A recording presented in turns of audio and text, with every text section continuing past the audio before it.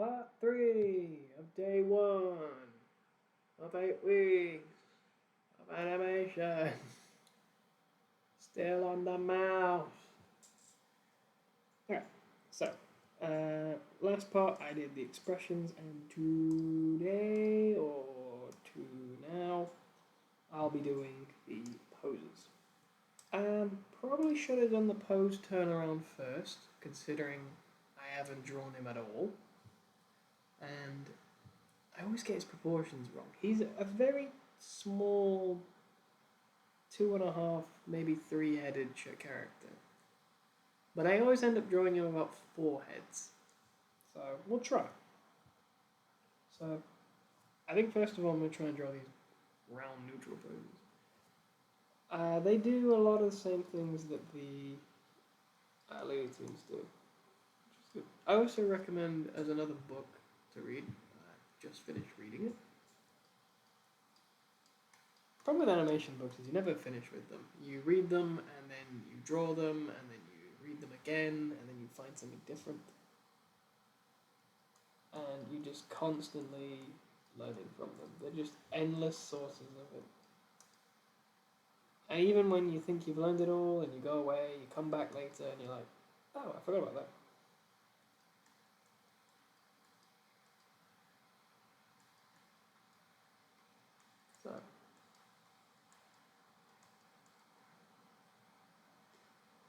So I've followed the new proportions here. There's no real reason for me to follow the old proportions because, well, we're not going to be doing this. And that's pretty much Mickey Mouse's pose, let's be honest. I don't think I'll do his face on it. I think I'll just focus on getting his head right and body right. But yeah, that should be that. Now this is the last one I did. I kind of did them all on one layer, which kind of worked. But at the same time, I ran out of room for detail, and I didn't. So I'm gonna focus primarily on like 1 or 2 poses per frame.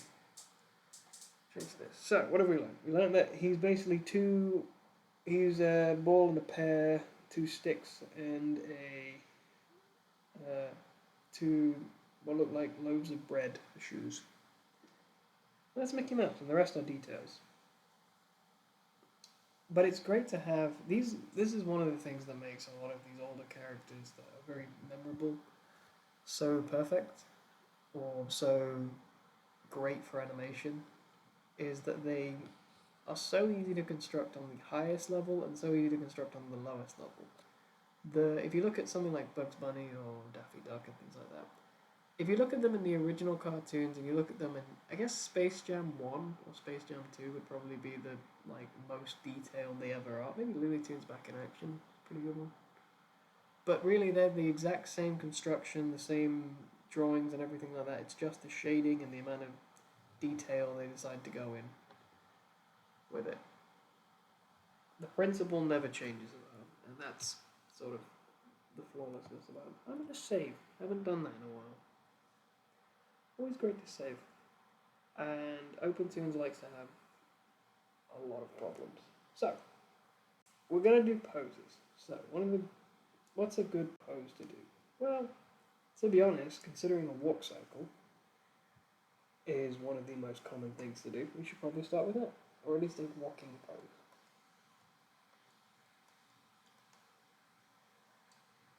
And learn from what we have to do. So I was reading, I can't remember if it was in the Eric Goldberg Crash Course of Animation or it was I think it's How to Draw like the Looney Tunes Way or something like that. I can't overly remember the name.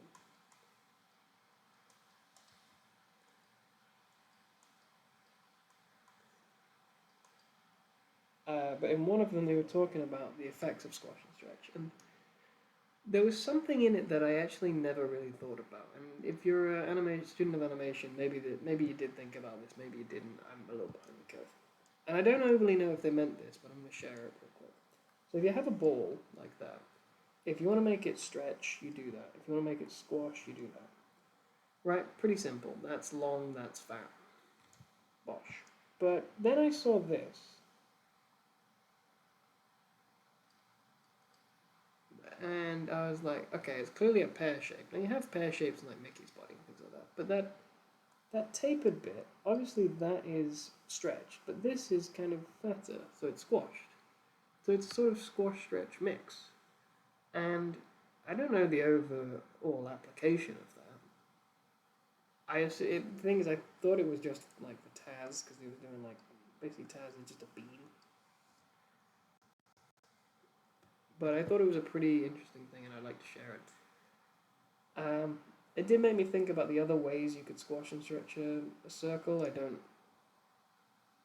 overly. I mean, I always thought just like that was it, but I guess that you could do things like that. You know, it's squashed here but stretched out here. It's just a food for thought sort of thing.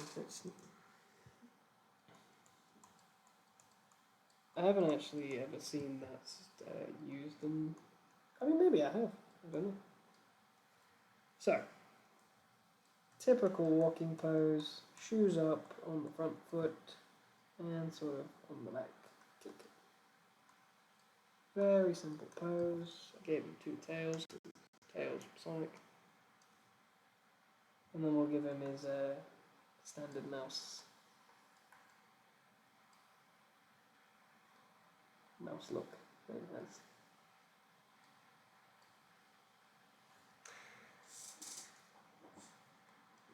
There's our hero. Confused by his own nose. So it seems they go for these long tubular legs. That is really bad. They go for these long tubular legs with a foot. I don't remember how I drew this one. One of the problems I seem to be running is I keep doing this. I keep making boomerangs. And I'm supposed to make tubes. So yeah. But I guess that's just something to work on. Right. So actually need that. I like this pose over here, so we're gonna try that one. So it's from the back. So we'll put his butt here, we'll put his feet here, we'll put his shoes like so. Put that like so. So I'm making these before I go to holiday. And I don't overly know what I'll do.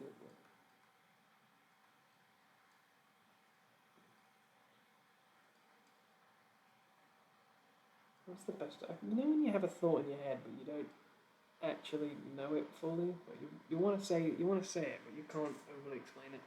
That's me constantly. I don't know I had butt buttons.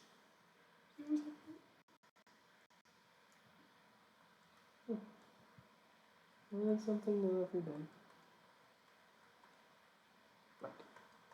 Yeah, but I'm making these and I'm gonna edit them. I have an Instagram, but I don't know if I'm gonna post them on that or I'm gonna post them on YouTube. I'll probably.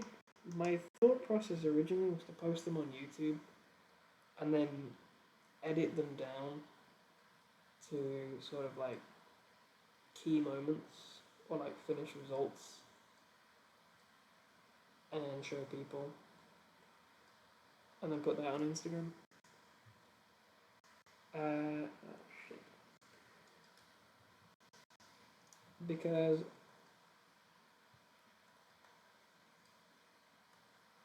a lot of my friends are interested in, well, I hope they are.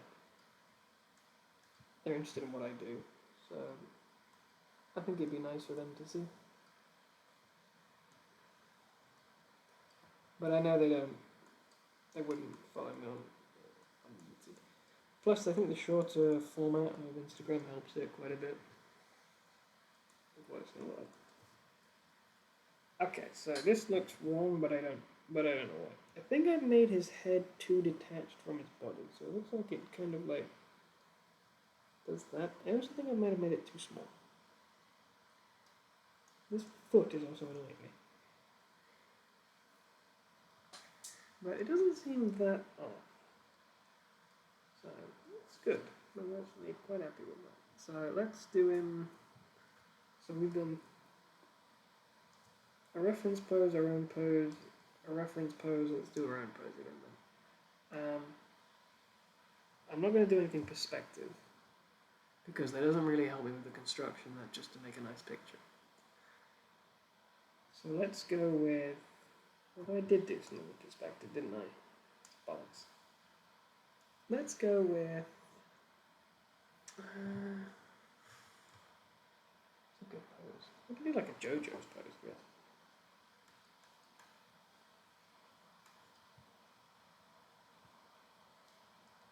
I don't know if this is a JoJo's pose.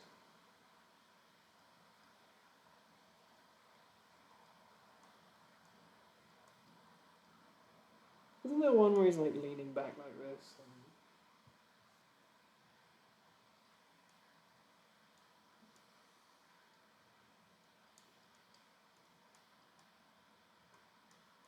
Thrusting his groin. But he's like pointing a finger.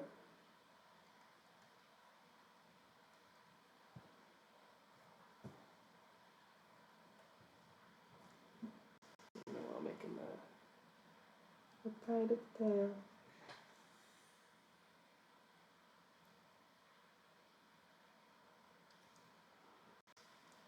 So there's one that's like that. He's like pointing his finger.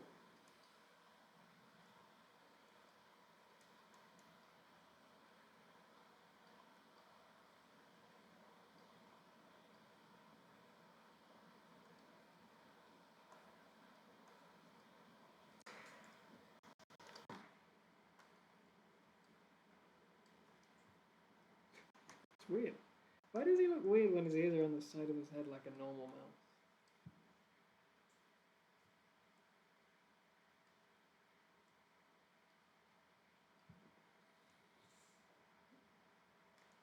I don't really know if this is a JoJo's pose. I just kind of made him look like bow down.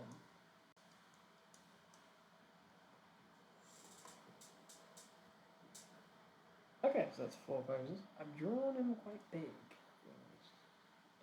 Let's go for. Oh, I know a good pose.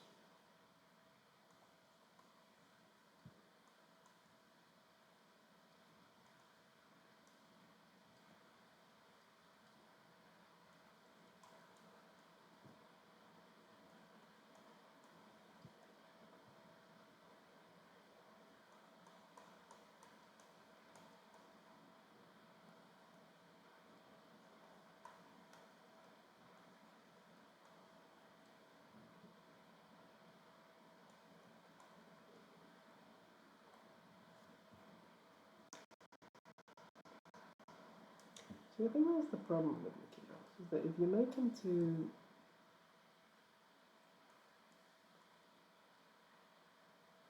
If you make his nose too long, he becomes Mickey Rat. If you make his nose too short, he becomes Mickey Man.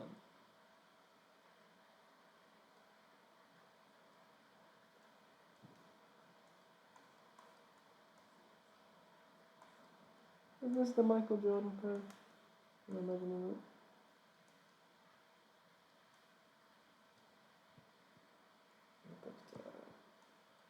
Yeah, so there's 4, 5 poses. I'm running a bit out of time because I've got to be somewhere in about 20 minutes. I gotta get ready to go. So I'm gonna just do maybe 2 more poses. Alright, let's pick another one from reference.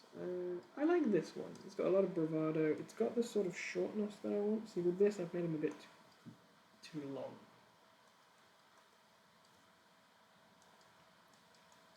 I believe, yeah, see, that's what it is. I was trying to draw a line like that, but I drew hoops. Let's call it. So I believe it's in the Preston Blair book, Animation 1, which is another great book to read. And to be honest, if I had to recommend, out of the 3 books I've mentioned, if I had to recommend one, that is by far the best one.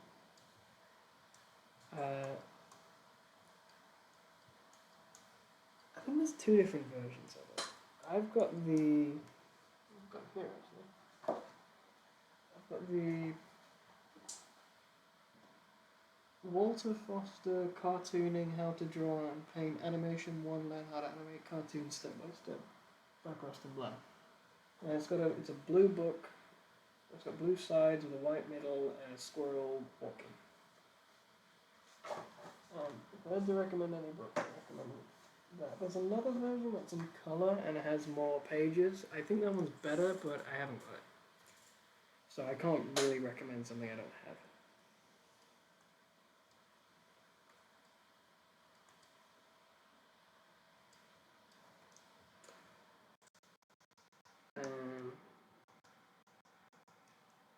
But yeah, I recommend that book. It's a fantastic read.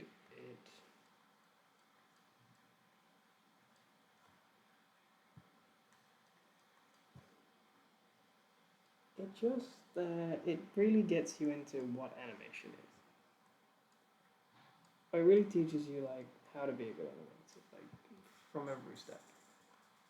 It gives you very clear examples. So why am I doing this instead of that?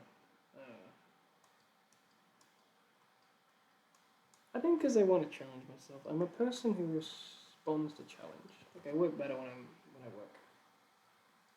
I work faster when I work. I'm terrible at my. Well, I'm not terrible at my own devices. I just.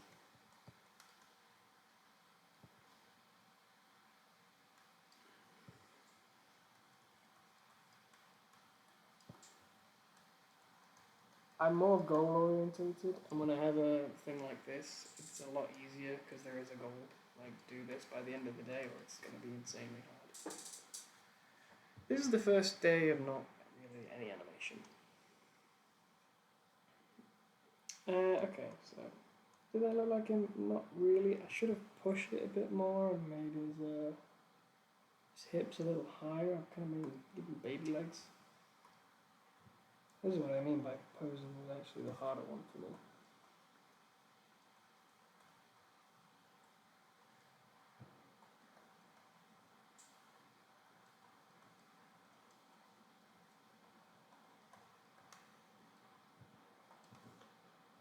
It doesn't also help that I have a very scruffy style of working. Like I just draw lines on top of lines on top of lines until I get the right one. And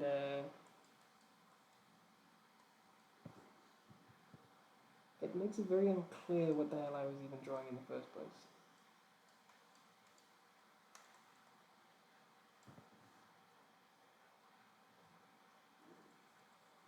My goal as an animator is to work in France. Just thought I'd throw that out there in case, anybody's interested.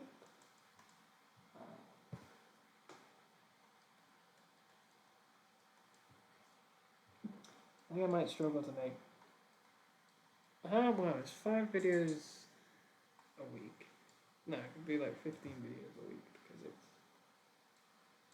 The thing is, a lot of today is just exploration and things like that. So it's not really. There's not really a lot I can say. Whilst a lot of the later stuff is. So, like, this is the third different thing I've done. I did expressions, I did turnaround. Whilst the other days are with the knowledge ingrained in what I've been doing. I actually like how this one's going. I don't know if people can see it because it's sort of all over the place, but this one seems to have the right sort of pop. And the final pose, we'll do this little sad one. Because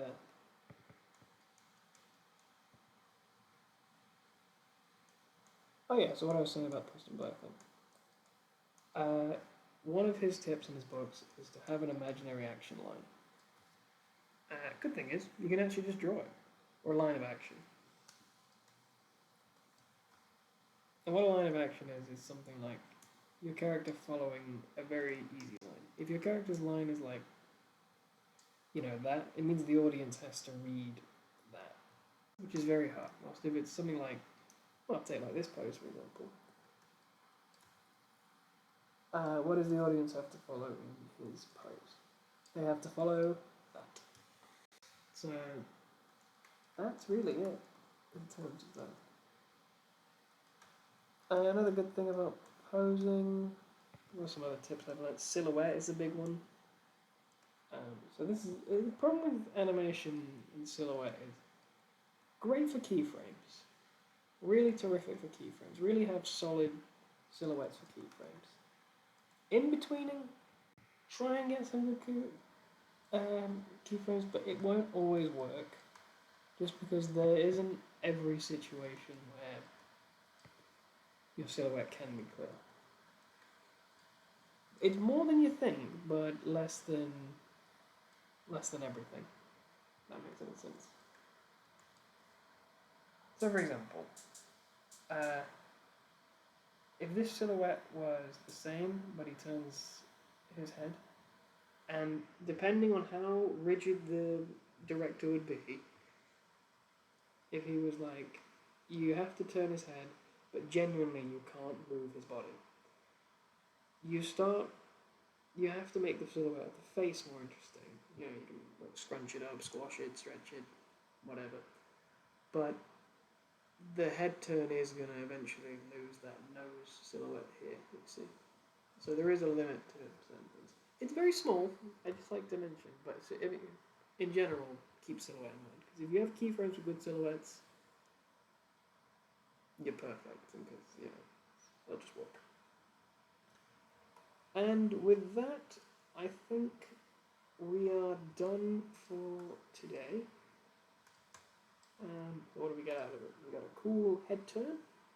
We got a very jerky, looks like he's dancing for a few frames animation. We got some very bizarre facial expressions. To be honest, I don't know why I didn't just put them all somewhere. I was just going to do that.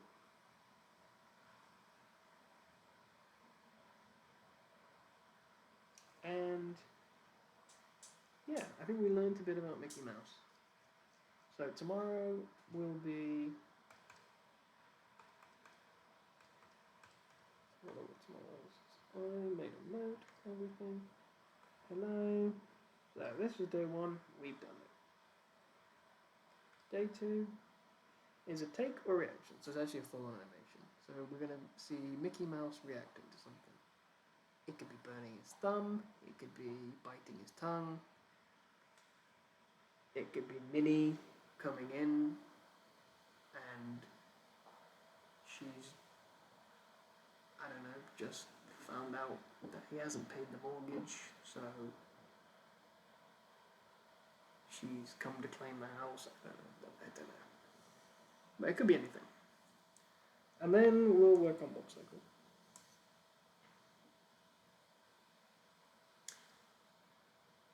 Quite a drastic improvement, I would say. Alright, see ya.